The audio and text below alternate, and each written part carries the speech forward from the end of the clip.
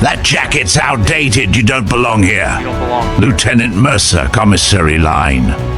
Dana didn't answer. She just adjusted her collar. The patch on her chest, barely visible, but never forgotten. Probably found it at a junk shop, Lieutenant Price added, laughing loud enough for others to hear. Still, Dana said nothing until the cashier paused at her ID, eyed the jacket, called over security.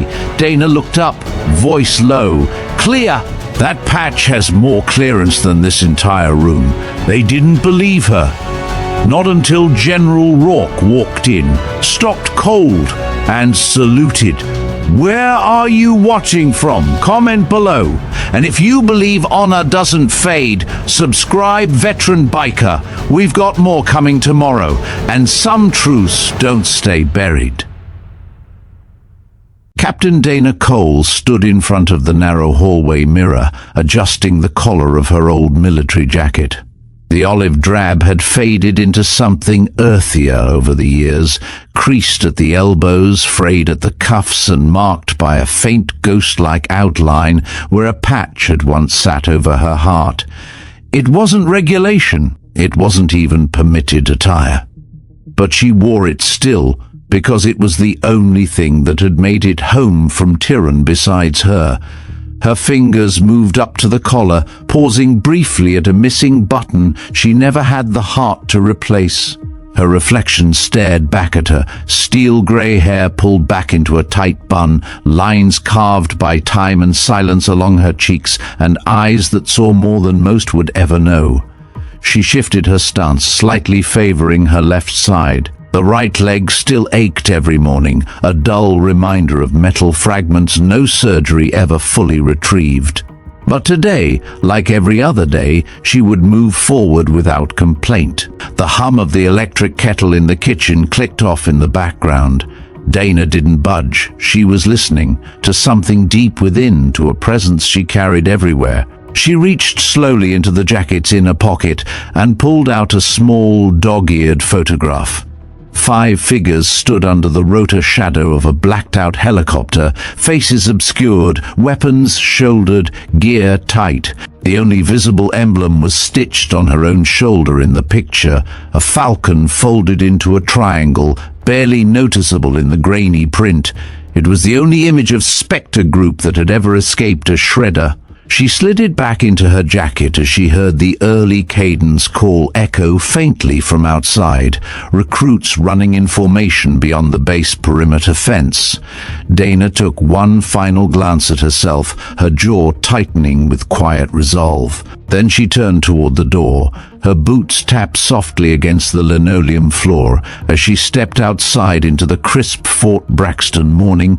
The base stretched out like clockwork, flags climbing poles, the low rumble of APCs warming up near the motor pool, and the faint smell of burnt coffee from the administrative wing's canteen.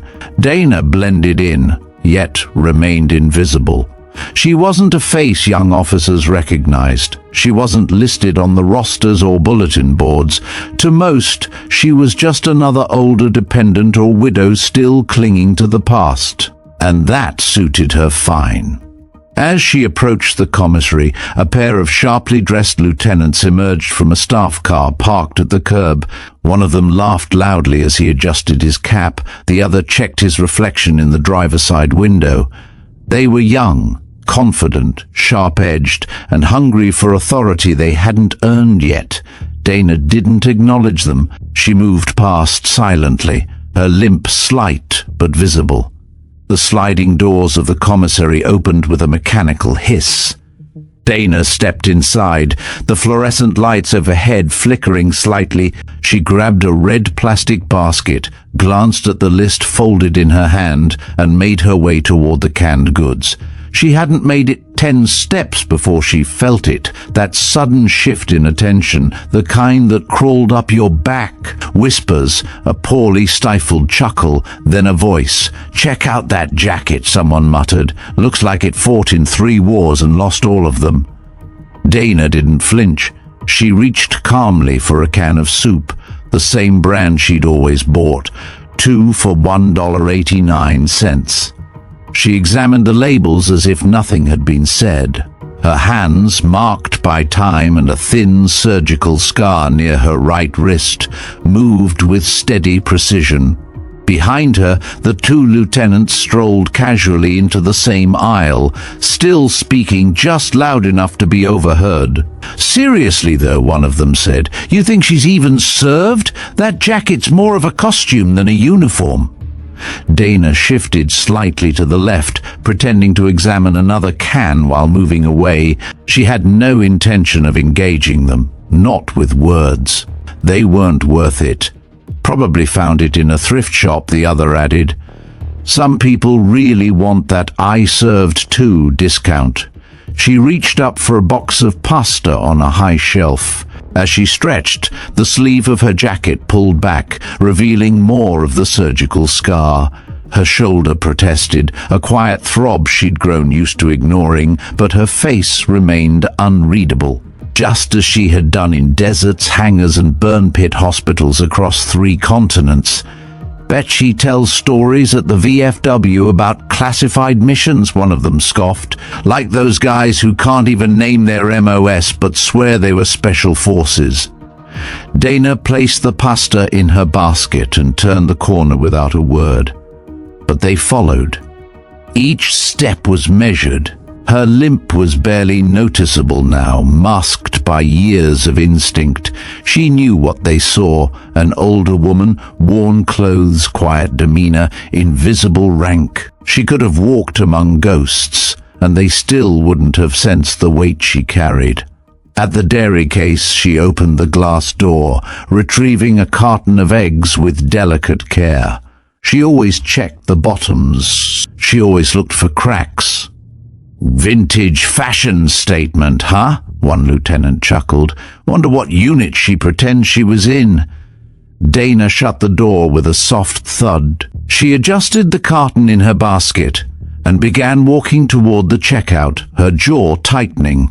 A part of her wanted to turn and stare them down, not with anger, but with the kind of gaze that came from standing in a kill zone without backup, from listening to final breaths crackle through a headset. But she didn't. A young specialist entering the aisle spotted the lieutenants and saluted. "Morning, sirs. At ease," one said, waving him off, just admiring some classic stolen valor. The specialist glanced at Dana, his grin uncertain. "Looks authentic," he offered weakly. "Almost," the taller lieutenant said, "almost being the key word." As Dana turned down the main aisle toward customer service, a folded piece of paper slipped from her jacket. She reached down quickly and tucked it back in. It wasn't a receipt. It was her latest appeal letter to the Department of Veterans Affairs. A few feet behind her, the laughter resumed. Louder this time, crueler. And yet, she said nothing. The line at the customer service desk moved slowly, a cluster of early risers clutching paperwork, receipts, and base forms. Dana stood silently, shifting her weight onto her left leg to relieve the pressure on her right. Her fingers tightened around the basket handle. The buzz of voices behind her, some laughing, some murmuring, washed over her like wind through barbed wire. She stared straight ahead. A young woman behind the counter finally called, "Next!" Dana stepped forward, her boots tapping against the scuffed tile floor. The name tag on the clerk's uniform read Fields. Her smile was polite, practiced, until she looked up and met Dana's eyes. Then it faltered slightly. "How can I help you today?" Fields asked. "I'm here to verify my current address for base records," Dana said, sliding her ID across the counter. Fields took the card, typing something into the terminal. "Are you active duty or dependent?" "Veteran," Dana answered. "I'll need your veteran ID card or DD 214, please." Dana didn't hesitate. "My records are under special classification. I have a letter from the Department of Defense Records Office authorizing my exceptions." She reached into the inner pocket of her jacket and retrieved a thin folder. Fields accepted it with a flicker of discomfort. As she skimmed the page, her expression turned guarded. I'm sorry, Fields said slowly. This isn't standard documentation. We can't verify veteran status without a formal DD 214 in the system. I've walked this loop before, Dana said, her tone calm but heavy. I've been referred here by the VA. My appointment is at 11. This verification is procedural. I understand, Fields replied, though her voice suggested she didn't. She turned to a colleague at the next workstation. Hey, Jordan, can I get a supervisor up here? Dana stood motionless, her breath steady. Behind her, the two lieutenants were back in earshot, loitering with their carts now filled with snacks and protein drinks. One of them leaned toward the other. Here we go. Another Black Ops grandma routine. Dana closed her eyes for just a second. The supervisor arrived, a stocky woman in her 40s with a crisp clipboard and a nameplate that read Sergeant Avery Rhett. She accepted the folder, scanning it faster than Fields had. Her frown deepened. I'm sorry, ma'am, Avery said, handing the papers back. We can't process address verification without standard ID or discharge paperwork. You'll need to contact the VA directly. That's why I'm here, Dana replied. They sent me here, again. I don't make the rules, Avery said flatly. You're welcome to try at the main admin building. Behind her, Dana could hear the lieutenants muttering again, louder this time. Some people will say anything for a 10% discount. A chuckle followed. Then another voice chimed in, unfamiliar but amused. The circle of spectators was growing. Dana returned the folder to her pocket, her jaw tight. As she turned to leave, the aisle ahead seemed longer than it had minutes before, more eyes watching, more whispers trailing behind her like smoke, but she walked anyway. She always did. Dana's boots moved steadily toward the exit, her basket still dangling from her wrist, nearly forgotten. But just as she reached the junction between the checkout lanes and the customer service area, one of the lieutenants stepped directly into her path.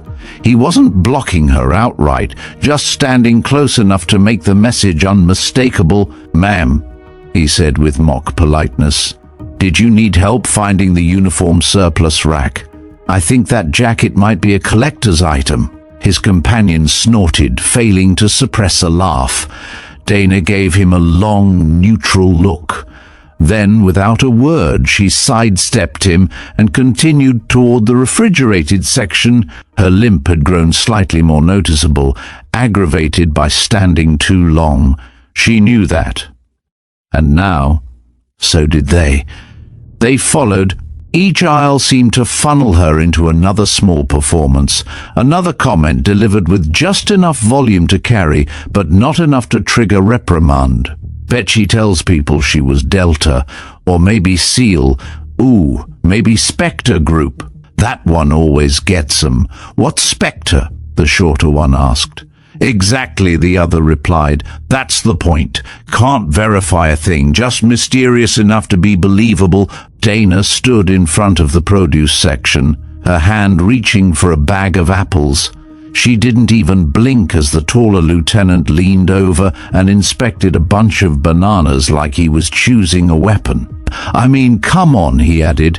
If you're gonna pretend to be something, at least get a jacket without holes in it. His voice turned lower then, quieter, but still audible. You think she's alone on base? No family? No husband? Probably lonely. Probably wants attention. Dana turned. Not fast, not aggressive. Just enough that the move made both men take half a step back, like something ancient and coiled had stirred behind her eyes. I suggest, she said in a voice like gravel and order, you get your protein bars and move on. There was no threat in her tone. But there was no warmth either. The shorter lieutenant chuckled nervously. Relax, ma'am. We're just making conversation. No, Dana said. You're not. She turned her back and walked away, leaving them standing awkwardly in the aisle. What she didn't notice was the way others had started watching. A young military spouse near the bakery section had stopped mid-text, frowning at the exchange. An older veteran in a cart scooter narrowed his eyes as Dana limped past. Even a corporal from supply grabbing bottled water glanced up and caught the tail end of the scene. The lieutenants resumed their banter, a little quieter now, but louder than before in how it echoed in the shifting air. People were noticing, and not all were amused. Inside a commissary, not behind enemy lines. From behind, the taller lieutenant's voice carried again, "She must think this jacket gives her credibility, like people assume she's seen combat if it's old enough." This time, the woman in the bakery section lowered her phone completely and turned to look. A few feet away, an airman paused near the dairy case. He looked from Dana to the lieutenants, then slowly back again.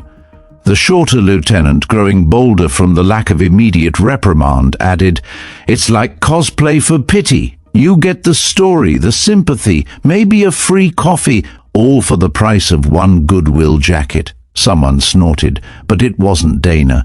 It came from an older man near the end-cap display of granola bars. He wore a brown Vietnam-era fatigue jacket and leaned heavily on a cane. He muttered something under his breath, but loud enough for others nearby to catch. "Damn kids don't know what they're talking about." The taller lieutenant heard him but didn't engage, not directly. Instead, he nudged his friend and nodded toward Dana. "Watch. She'll play the 'I can't talk about my missions' card next, you know, top secret and all that." Dana froze. Not physically. Her steps kept moving, but something in her posture hardened. Her jawline, the angle of her neck, the focus in her eyes. She placed the basket down gently at the edge of the aisle and took a slow, deliberate breath. Then she turned. This time the movement was deliberate. She didn't speak. She didn't scowl. She simply looked at them, long and level, her expression unreadable. And for the first time, both lieutenants didn't have a quip ready. The silence that followed wasn't Dana's, it was theirs.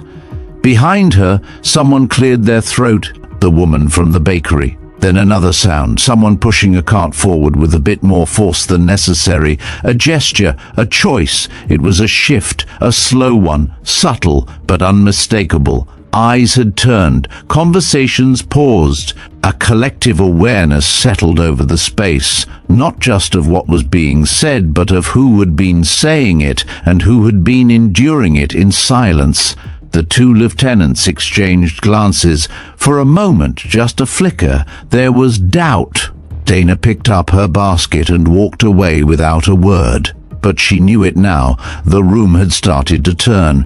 The administration wing of Fort Braxton was quiet that time of morning. Fluorescent lights buzzed overhead as Dana entered, her boots echoing softly across the linoleum. The smell of disinfectant and stale coffee clung to the hallway, along with a suffocating stillness that seemed to settle into the walls. She approached the reception counter near the ID processing office. A laminated sign on the plexiglass divider read, "Verification appointments, VA benefits and records assistance. Please have documents ready." Behind the counter sat Corporal Megan Fields, the same clerk from the commissary's customer service line. She wore a slightly wrinkled uniform and earbuds in one ear, which she removed just as Dana stepped forward. "We've met," Dana said evenly, handing over her file again. Fields blinked, clearly caught off guard. Then her professional smile returned, thinner than before. "Of course. You're here for the base address verification?" "Yes." "Scheduled for 11. This is my third attempt in 6 months. My documents haven't changed. Neither has the system." Fields took the folder, opening it with less care this time. "Right. You mentioned your DD 214 is unavailable?" "My file is restricted under a triple-blind classification. These letters are from the Department of Defense and the VA Liaison Office. They explain the situation." Fields scanned the top page, lips pursing. "I see that, but this doesn't give me your discharge code or any VA approval numbers, because they don't exist in open systems." Dana replied calmly. "That's what the code at the top refers to. Your office was granted temporary processing exceptions for Tier 3 identities, this space specifically." Fields frowned deeper, flipping the page. "That sounds unofficial." Dana didn't respond. She just watched as Fields stood, disappeared into the side hallway, and returned moments later with a clipboard and another staff member in tow, a younger MP with corporal stripes and a holstered sidearm. "Ma'am," Fields said carefully, "I'm going to need to ask you to step aside while we verify the authenticity of these documents. It'll only take a moment, but we've had incidents in the past with fabricated paperwork." The MP stepped beside her, hands loose at his belt, posture neutral, but presence unmistakable. Dana didn't move. "Is there a reason you're escalating this?" "It's just protocol," Fields replied, glancing at the MP. "If we can't locate you in the database and the documents can't be confirmed, we're required to notify base security, that's all." From behind her, Dana heard a pair of soft chuckles, two airmen waiting in line, one leaned toward the other. "Guess the thrift store story's getting legs." Dana inhaled once, then exhaled slowly. She turned slightly toward the MP, raising her hands in a controlled gesture. Not surrender, not defiance, just presence. "You can call who you need to," she said, "but you'll find this doesn't end where you think it will." The corporal blinked, surprised by her tone. Fields said nothing, but her mouth had gone dry, and outside the admin office, someone had started recording, just a quiet click as a phone tilted upward from waist level. Corporal Fields turned away, murmuring into a headset as she moved behind the plexiglass divider. The MP remained next to Dana, his stance still technically non-threatening, but his presence spoke volumes. It was protocol, yes, but Dana had seen that same posture across oceans, in embassies under threat, in hangars after midnight. This was how suspicion was institutionalized. She shifted her stance to favor her left leg again, trying not to let the stiffness in her hip show. The hall had grown quieter. Behind her, a few people stood in line, some clutching folders, others casually observing, pretending not to. But the air had changed. Another voice spoke, hushed but clear. "Is that the woman from the commissary, the one with the jacket?" "Yeah, I saw the video. It's making the rounds already." Dana heard it like distant thunder. She didn't turn, didn't respond. But the knot in her chest tightened, so it had begun. Her image was now flickering across group chats, captioned with ridicule and doubt. Her jacket, once a silent memory, was now a punchline in a meme. She glanced back to see a sergeant in line holding his phone low, pretending to check messages. But the front camera was clearly active, recording her, maybe live. "Excuse me," Dana said evenly, not raising her voice. The sergeant looked up, startled. "Stop filming me," she said, calm but direct. He hesitated, then tucked the phone into his pocket without a word. But the damage had already spread. Two airmen in the back had grins on their faces. One whispered, "She thinks she's deep cover or something, like we're the bad guys." The MP beside her stiffened at that, but didn't intervene. Dana turned back to the front desk as Corporal Fields returned. Her tone was clipped now, something between concern and bureaucratic detachment. "I've contacted the base liaison for irregular classification cases," Fields said. "They're reviewing your documents and will send a response within the hour." "Thank you," Dana said simply, her voice dry. Fields added, "You'll need to remain here until the verification is complete." Dana nodded once. "I expected that." She walked over to the row of plastic waiting chairs, setting her basket on the floor and lowering herself with controlled effort into one of the rigid seats. The plastic creaked beneath her as she sat. She folded her hands over the folder in her lap and stared ahead. A young female specialist across the room caught her eye for a brief second, then looked away quickly, uncomfortable, uncertain, but not mocking. A single mother with a stroller entered the room. She glanced at Dana and gave a nod, small, hesitant, but human. The MP shifted slightly, scanning the growing crowd. He wasn't sure if this was a disturbance anymore or something else. There was tension, yes, but it wasn't entirely hostile now. Something else was forming beneath the surface, a question, a suspicion that maybe, just maybe, the joke wasn't on Dana Cole. And somewhere beyond that hallway, down another corridor, around another corner, General Nathan Rourke had just stepped out of a high-level logistics briefing, holding a folder of deployment numbers. He had not yet seen the jacket, but he was about to. Inside the break room of Bravo Company's admin offices, two junior officers sat hunched over a phone, half-eaten breakfast burritos cooling on paper plates beside them. The taller of the two, Lieutenant Kyle Mercer, grinned as he scrolled through a rapidly growing comment thread. "Dude, it's already at 74 reactions," he said. "Look at this one. Operation Ghost Grandma. That's gold." His friend snorted, sipping his coffee. Someone added a voiceover to the video. "This brave soldier infiltrated the frozen foods aisle. Alone, I lost it." Across the base, the clip had gone viral, but not in any public forum. It circulated quietly, viciously, within the encrypted group chats used by enlisted personnel and junior officers to vent, gossip, and occasionally mock anyone who stood out too far from the mold. The video showed Dana in the commissary, walking with a slight limp, her jacket swaying. It zoomed in awkwardly on the frayed patch over her heart, then cut to her quiet confrontation with the lieutenants in the snack aisle. The tone was unmistakable, mock admiration layered over cruel amusement. A caption had been added, "When you've played too much Call of Duty and forget you're in the cereal aisle." In another corner of the base, a young staff sergeant read the thread silently, frowning. He didn't laugh. He recognized something in Dana's expression, something too controlled to be fake. But he said nothing. In the motor pool, the night crew mechanic watched it twice, then shrugged and handed the phone back to a corporal who was nearly in tears, laughing.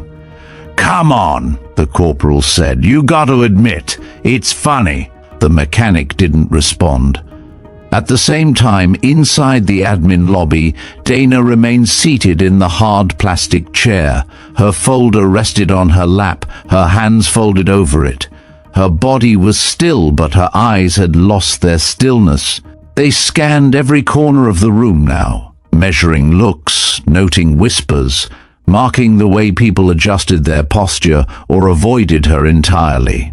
The MP had taken a step back, now leaning against the wall, arms crossed. He glanced at Dana occasionally, but no longer hovered.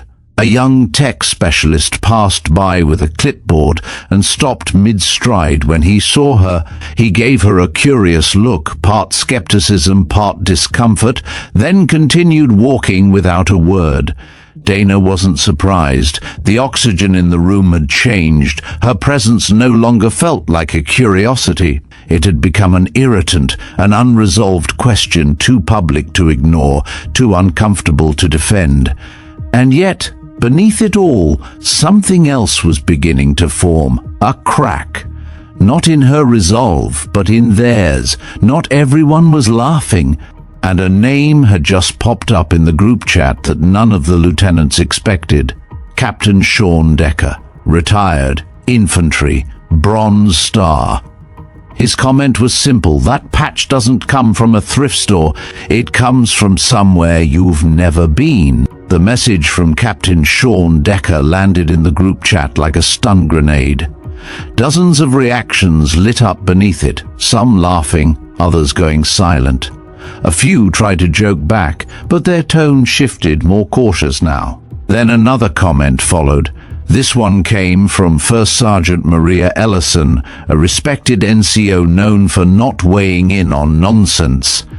"I've seen that patch, once. Afghanistan. You don't mock ghosts, you thank them and step out of their way." After that, the thread stalled. Nobody posted for a full 2 minutes. In the admin lobby, Corporal Fields returned with a printed paper in hand, brows furrowed. She paused before walking up to Dana. "I just got an update from the VA liaison," she said. "They're confirming an internal match but redacted a Tier 3 access. I can't see the file myself, but it exists." Dana raised an eyebrow. "That's what I've been trying to tell you for months." Fields didn't respond right away. She glanced at the MP, then leaned in slightly. Her voice was lower now, less official. "I didn't mean to escalate earlier," she said. "We've just had cases, you know, people making things up." Dana nodded once. "Then maybe stop assuming everyone who doesn't fit the mold is a fraud." Fields opened her mouth, then closed it. Her ears had gone a shade redder. Across the room, a new figure had entered. The base's personnel officer, Major Ryan Keller, clipboard in hand, eyes sharp. He walked with purpose, scanning the waiting area. He spotted Dana instantly and changed direction. "Captain Cole?" he asked as he approached. Dana stood slowly. "That's me. I just received a notification from Fort Hamilton's Central Archive. You're flagged under an inactive Tier 3 unit with full VA eligibility pending internal clearance override." Dana tilted her head. "So, they finally read the authorization letter?" Keller gave a dry smile. Apparently, it took the right set of initials at the bottom. He turned to Fields. "We'll take it from here. No further action required from admin services." Fields stepped back quickly, clearly relieved to be out of the chain of command. As Dana followed Keller down the hall, passing the rows of glass-walled offices, a ripple of awareness followed behind them. Quiet voices, avoided gazes, screens quickly turned away. The video hadn't gone away, but the narrative had begun to shift. At that moment, inside another office across base, General Nathan Rourke was finishing a call with the Pentagon. His aide approached, whispering something urgent in his ear. Rourke frowned. "Someone's making fun of a veteran in the commissary? Why is this crossing my desk?" The aide hesitated. "Sir, it's not just any jacket. The patch on it appears to match something from Tyrann." The general's hand froze above his coffee. For a moment, he said nothing. Then he stood, grabbed his cover, and said only one thing: "Where is she now?" The sliding glass doors of the Fort Braxton commissary whispered open with a familiar sigh as General Nathan Rourke stepped through. Flanked by 2 aides, he moved with practiced command. Tall, broad-shouldered, his uniform perfectly pressed, every ribbon and star gleaming under the harsh fluorescent lights. His expression was one of focus, the kind of mental load that never truly left the battlefield. Deployment charts, personnel restructuring, budget justifications for Washington. "I want those readiness reports recalculated," he said to the aide on his right. "I'm not going into that committee meeting blind." "Yes, sir," the young officer replied, typing rapidly into his tablet. Rourke's eyes skimmed the environment the way a tactician did, noting layout, exits, tension. Nothing seemed unusual. A few shoppers glanced up, some straightened reflexively, but most continued with their tasks, except for a ripple, almost imperceptible, moving across the store like a subtle change in air pressure. Then, without warning, his gaze locked onto something that stopped him cold. A figure near the self-checkout aisle, older, still, holding a modest plastic basket, wearing a faded olive-green jacket. It was the jacket that did it, not the woman. Not at first. The way the left breast panel sagged slightly, where rank used to sit. The stitching, frayed but exact. And then his eyes fell on the patch, or rather what was left of it. Most wouldn't have recognized it. The color had long since faded into the fabric. The edges were threadbare. But Rourke's breath caught mid-sentence. He raised a hand automatically, signaling the aides to stop, even as he stepped forward.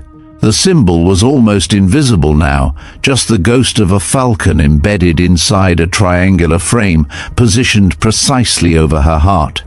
His voice dropped to a whisper. "Spectre!" The younger aide leaned in. "Sir?" Rourke didn't answer. He handed over his folder, eyes never leaving the woman. Then, with no announcement, no pomp, he straightened his back, clicked his heels together with military precision, and snapped his right hand up in a formal salute. Conversation in the commissary faltered instantly. A bag of chips hit the floor, a scanner beeped and then fell silent. One by one, heads turned. Mouths stopped moving. The two lieutenants, standing near the exit with drinks in hand, blinked in confusion as the four-star general continued holding his salute, unwavering. Dana Cole didn't move. At first, she wasn't even sure what was happening. Her eyes were on a loaf of bread in her basket. Then she saw the reflection in the chrome trim of the checkout lane, the unmistakable silhouette of a general at full salute. She turned, and everything slowed. There, in front of her, was the man she hadn't seen in 22 years, the last time they had met. It was under the sick orange haze of a desert sky, with sand whipping around a grounded Black Hawk, and his voice in her earpiece barking, "I need that corridor open or we all die out here." He had lived because she stayed behind. Now he was here, and saluting her. Dana didn't hesitate. Her arm rose with the calm efficiency of muscle memory, her hand coming up to her brow in a perfect salute. For a brief moment, she wasn't a woman standing in a commissary in a faded jacket. She was Captain Dana Cole, Spectre Group, returning the salute of a commanding officer in the field. Gasps whispered through the store like wind catching fire. The general lowered his hand first. "Captain Cole," he said, voice resonant in the stunned silence. "Spectre Group, Operation Tyrann 03. It was not a question, it was confirmation." Dana lowered her hand, her voice quiet but firm. "Yes, sir." By now, every pair of eyes in the store had turned to them. The civilian cashier near the front had stopped mid-scan, jaw slack. The MP from the admin wing had appeared in the entrance, clearly pulled by some unseen gravity. Even Corporal Fields, just arriving with a printout in hand, froze halfway between steps, watching the moment unfold. The two lieutenants near the exit no longer smiled. Mercer's drink trembled slightly in his hand. His friend looked like he wanted to vanish. General Rourke took 2 steps forward, his expression unreadable. "You held the corridor," he said. 3 helicopters down, 32 personnel trapped behind enemy lines. We weren't supposed to make it out. But your team, your 6, created the window. And then stayed behind to close it. Dana didn't speak. She didn't need to. "How many made it back?" the general asked, though he already knew. "3 of us, sir," she said quietly. "I'm the last one." The silence that followed pressed on every surface. The weight of it, loss, memory, and revelation, was heavier than any medal. The general's jaw flexed once. Then he turned toward his aides and dismissed them with a short gesture. They understood. They left without a word. He turned back to Dana. "Would you join me for coffee?" A stunned pause, then Dana gave a single sharp nod. "Of course, sir."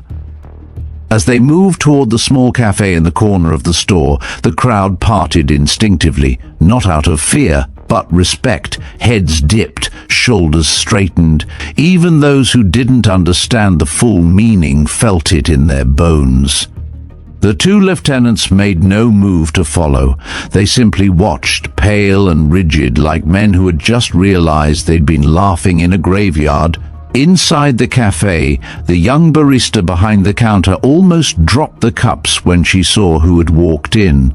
The general simply said, "2 black coffees." When they sat down, the noise of the commissary returned in slow waves, though quieter now. Conversations subdued, glances furtive. But one thing had changed forever. The woman in the old jacket was no longer a mystery, no longer invisible. She had been seen, And not just seen, but saluted. The kind of salute that rewrote everything people thought they knew about her. The cafe was quiet, tucked into the corner of the commissary like a forgotten detail. A soft hum from the espresso machine filled the silence between them as two steaming black coffees were placed on the table. Neither of them touched the cups right away. General Rourke studied Dana for a long moment, his hands folded in front of him. In uniform, he radiated command, but now, up close, there was something else in his gaze, a heaviness, maybe even regret. "You kept the patch," he said softly. Dana's fingers brushed the worn symbol on her jacket. "Didn't plan to, just never took it off. I almost didn't recognize it," Rourke admitted. "Most people wouldn't, but that shape, it stays with you." Dana gave a small nod. "That's the idea." Rourke leaned back in his chair. "I thought you were dead." "I was supposed to be," she replied. "Our evac window closed. We lost comms." Garrett and Torres were hit before we even reached fallback. Liam bled out in my arms. I didn't leave until they were all accounted for. He blinked hard, jaw working. Dana took a slow sip of her coffee. "So you can imagine my surprise months later when I finally made it out and found no record of our unit. No medals, no citations, no acknowledgement." The general's eyes dropped to the table. "I signed that order," he said finally. Dana didn't react, not visibly, but the air between them cooled a few degrees. "You did what?" "I signed the directive to dissolve Spectre Group's record after Tyrann. We were under political pressure. State Department wanted deniability. Your team was classified as never deployed." Dana stared at him. "You buried us." "We were told it was the only way to contain the fallout," Rourke said. "I was assured all surviving members would be reassigned quietly with full honors later." "There were no reassignments," Dana said. "There was silence." He nodded. "I know that now." A pause hung heavy over the table, thick with 2 decades of absence and decisions that couldn't be undone. Dana set her cup down. "So what now, General? A salute in a commissary fixes 22 years of silence?" "No," Rourke said, "but it's a start." Dana leaned back, arms folded loosely, her eyes unreadable. The soft clink of a spoon against a ceramic cup at the counter was the only sound breaking the stillness between them. Rourke stared into his untouched coffee. "When I signed that order, I thought I was protecting you." Dana raised an eyebrow. "Protecting us by erasing us?" "You don't know what was waiting back home," he said. After Tyrann, when the operation went public in whispers, Washington wanted a scapegoat. The loss of 3 helicopters, a downed UAV, collateral damage in a civilian zone. Politicians were circling like vultures, and Spectre was the carcass, Dana said coldly. Rourke didn't deny it. "You weren't just elite," he said. "You were ghosts. Assets trained to disappear. No official deployment, no chain of medals, no press. You were the contingency no one ever admitted existed." Dana's voice was low, steady. "Until we were useful as ghosts again." "That was never what I wanted," he said, his tone hardening. "Not defensive, but real. I fought to get that unit formed. I handpicked every damn one of you, and I grieved when I thought you were gone." Dana blinked slowly. "You grieved in silence. We survived in silence." Rourke leaned in, finally looking her in the eye. "But now we can change that. You're not a ghost anymore, Dana. You stood your ground in that store, in that uniform, with that patch. And now the whole base is talking, not in mockery, not anymore." She didn't respond right away. Then, almost flatly, "So what exactly are you asking me to do?" Rourke reached into his coat and pulled out a small black folder, Dodd-marked, sealed in red. He slid it across the table to her. "Authorization to reinstate your service record, full honors, rank, benefits, retroactive commendations, and..." He hesitated. Then a formal invitation to appear at the Armed Forces recognition ceremony next month as Captain Dana Cole, final survivor of Spectre Group. Dana stared at the folder. "You think a podium and applause fix this?" "No," he said, "but it tells them who you are and who you were, and maybe, just maybe, it makes the ones who mocked you today feel the weight of who they nearly erased." She didn't open the folder, but she didn't push it back either. Dana's fingers hovered over the folder, but her mind was already somewhere else. Far from the commissary cafe, far from the buzz of quiet whispers and sideways glances. She was back in the desert. The heat shimmering off the sand, Garrett's voice crackling through comms with a half-joke to ease the tension. Liam fumbling with the claymore trigger, grinning like an idiot. Torres humming off-key, and Ava, sharp-eyed, impossible Ava, quoting Steinbeck right before the blast took half the ridge. She saw them all now, seated at that table with her, not ghosts, memories with blood, dust, and names. Her hand closed around the folder, but she didn't open it. "I don't care about medals," she said, voice quiet, "and I sure as hell don't care about podiums." Rourke nodded slowly, prepared for the refusal. "But," she added, eyes steady, "I will show up to that ceremony. I'll wear the jacket. I'll stand under your lights. But not for applause. Not for validation." He waited. "I want their names read," she said. "All 6, first and last, one by one. I want their pictures on the screen. I want the truth, finally, on record."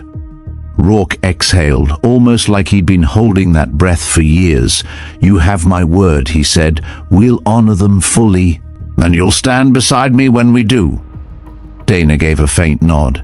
"Then I'll be there." They sat in silence for a while longer. No speeches, no paperwork signed, just shared weight and the knowledge that some wounds would never scar over.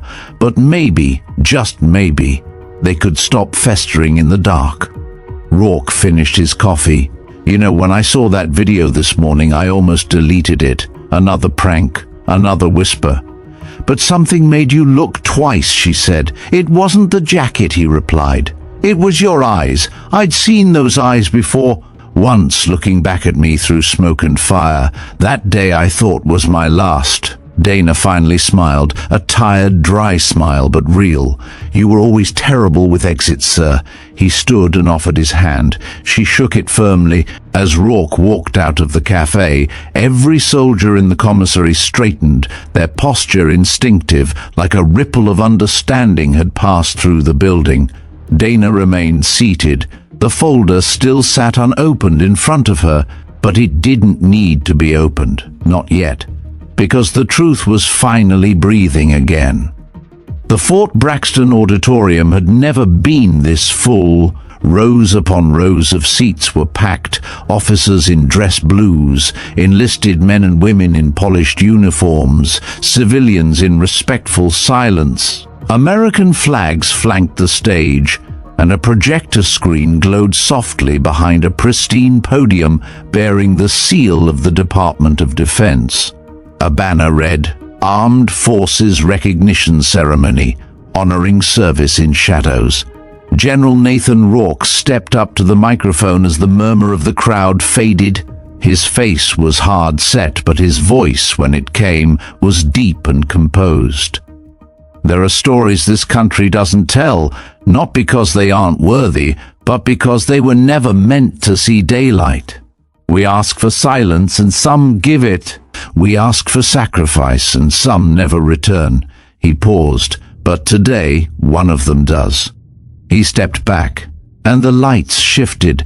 Dana Cole emerged stage left. She wasn't in dress blues. She wore the same faded green jacket, the same worn boots, the same patch over her heart. For a long, breathless moment, no one moved. The room seemed to hold itself still, unsure of what reaction was appropriate. Then someone in the back, an older Marine in a wheelchair, started to rise with effort, using one arm to pull himself upright. He saluted, A Navy Chief Petty Officer in the third row followed, then 2 airmen, then the entire first row. And in a rolling wave of reverence, the whole auditorium rose, not to cheer, not to applaud, but to stand silent and straight, as if her very presence demanded it. Dana moved to the microphone. Her voice was steady. "I'm not here to talk about myself," she began. "I'm here for the ones who can't speak anymore." The screen behind her lit up.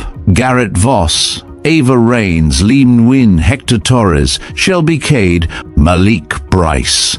One by one, their faces filled the screen. The crowd didn't breathe. They weren't ghosts, she said. They were soldiers, and they stayed behind so others could come home.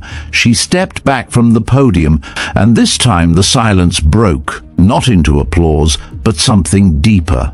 A humbling wave of respect, the kind that tightened throats, the kind that made even the arrogant forget themselves. And somewhere near the back, 2 lieutenants stood with their hands at their sides, eyes locked on the woman they once mocked, now realizing she'd carried more honor in the stitches of that jacket than they'd seen in their entire careers. After the ceremony, no press gathered near the stage. There were no reporters, no interviews, no medals pinned in theatrical silence. That was never the point. Dana walked alone down the side steps. The applause already faded into a reverent hush. General Rourke gave her a slight nod from the wings, unspoken understanding passing between them, the kind only shared by those who've seen the same blood soaked into the same sand. She exited the auditorium without fanfare. Outside, the air was crisp. Leaves rustled against the sidewalk. A handful of soldiers stood at attention as she passed, offering quiet nods, not the hollow kind of respect given to rank, but something more personal, a recognition earned, not bestowed. Near the parking lot she paused. There, standing awkwardly in uniform, were the 2 lieutenants, Mercer and Price. The same ones who had laughed in the commissary, who had whispered behind screens and shared that video with such thoughtless certainty. Now they stood in her path, not blocking it, waiting. Mercer's voice cracked first. "Captain Cole." "Ma'am."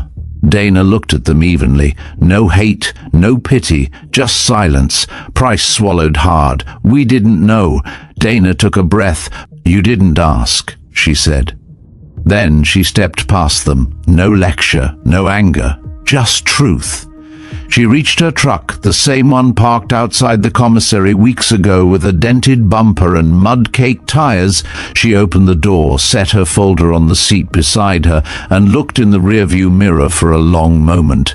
Behind her, the auditorium loomed with banners and echoes, but ahead, quiet road, open sky. She started the engine. As the truck pulled away, the sun caught the patch on her jacket through the window, just enough for a glint to flash. For a second it was visible again, a falcon in a triangle, spectre. It had never really faded, it had just waited to be seen. And as the base faded into the distance, Dana whispered the same words she had spoken into the wind 22 years earlier, over 6 bodies laid side by side in the dust. Still here, always. A week passed. Not much had changed at Fort Braxton. On the surface, the chow line still moved in dull rhythm. Cadets still jogged the perimeter at dawn. Orders still echoed across the gravel. But for those who had attended the ceremony or watched the footage passed around in stunned silence afterward, something had shifted. It wasn't loud, it was quiet, but it was real.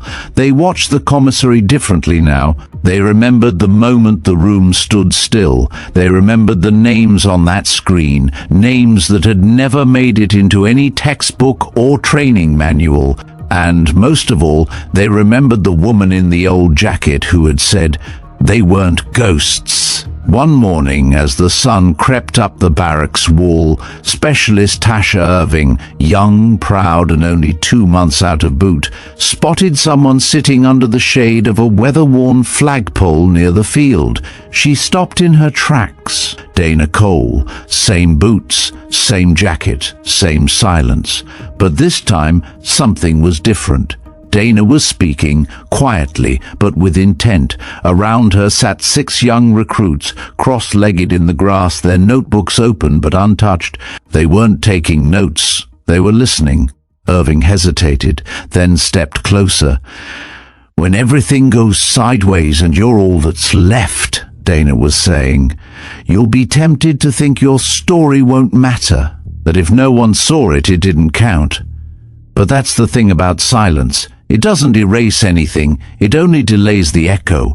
One of the recruits raised a hand. "But what if command buries it again?" Dana gave a faint smile. "Then you speak louder. Or you teach someone who will." Irving sat down. From that day forward, every Tuesday at 0600, recruits showed up under that flagpole. Some were told by others, some just appeared, but they came. And Dana never turned them away. She didn't talk about medals as she talked about choices. About the silence in a medic's hands after the bleeding stopped. About the noise in your chest when the call doesn't come. About the weight of names carried long after dog tags were returned. Meanwhile, the commissary staff quietly moved her photo to the wall behind the counter. No plaque, no grand gesture, just a black and white image of Dana standing beside General Rourke, her patch clearly visible. Beneath it, someone had handwritten on the glass, "Still here. Remember her." It wasn't an order. It was a promise. It was the 4th Tuesday morning. Dana was already seated under the flagpole, cross-legged, sipping from a tin canteen as the recruits gathered. Her voice had become a quiet force on base, never commanding, never loud, but persistent, like water wearing down stone. She was mid-sentence when she noticed someone standing at the edge of the group. Lieutenant Mercer. His uniform was crisp, but the confident posture he once carried in the commissary was gone, replaced with something quieter, humbled. He didn't sit. He just stood there, awkward, hands clasped behind his back. Dana kept talking, her eyes never settling on him, but never avoiding either. She finished her story, a lesson about knowing when to stay quiet and when to break rank for what was right. When the recruits got up to leave, Mercer remained. She raised an eyebrow but said nothing. Finally he spoke. "I don't expect forgiveness." Dana stared at him, unmoved. "I just want to listen," he added. "Learn something I clearly missed." The silence between them hung for a long moment. Then she nodded at the ground. "Sit." He did. There were no grand gestures, no confessions. He sat like every other recruit, knees in the dirt, eyes forward. She let the silence stretch. Then she said, "You wore your uniform right that day, Mercer, but you left your honor at home." He didn't flinch. "But," she added, "you showed up today, and sometimes that's the start of a better uniform." His eyes met hers. This time they held. From that day on, Mercer came every week. He didn't speak much, but he listened hard, and so did others. The group beneath the flagpole grew, not from obligation, but need. Soldiers, recruits, admin clerks, even a few civilians from base housing, all sitting in that dusty grass, hearing about things never printed in manuals. The base began calling it the quiet briefing. No one formalized it. No one dared. It wasn't doctrine. It was memory. Living memory. One afternoon, a young cadet asked Dana, "Captain, how do you know when you've really served your country?" Dana thought a moment, then said, "When the people who once looked through you start looking up to you." The cadet wrote it down, but Mercer didn't. He didn't need to. That line had already been branded into him. Some lessons aren't taught in classrooms. They're whispered under old flagpoles by those who stayed silent. until someone finally asked to listen. Dana didn't ask for respect, she earned it, then waited for the world to catch up. Now others sit where she once stood alone, and that patch they mocked? It speaks louder than ever. Thank you for staying with us. If this story moved you, tell us what part stayed with you most in the comments below.